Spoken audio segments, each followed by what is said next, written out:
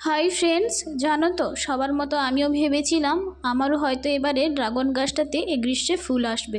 আমাদের বাড়ির এখানকার যাদের ড্রাগন গাছ আছে তাদের প্রায় সবার বাড়িতেই গাছে ফুল এসেছে। এছাড়াও ফোন খুললে সবাই এখন ভিডিও পোস্ট করে ড্রাগন গাছে নতুন ফুল আসা। ঠিক সেভাবেই আমারও খুব ইচ্ছে ছিল ড্রাগন গাছটাতে প্রথম নতুন ফুল আসবে, আমি তোমাদের সঙ্গে ভিডিও শেয়ার করব, কিন্তু সেটা আর হলো না। সে ভিডিও আমি শেয়ার করি আর না করি, কিন্তু আমাদের বাড়ির সবাই প্রায় 1 বছর 1.5 বছর ধরে এই ড্রাগন গাছটাকে খুব যত্নে লাগিয়ে রেখেছি। আর বাবা কিভাবে চারিদিকে বেড়া দিয়ে রেখেছে দেখো।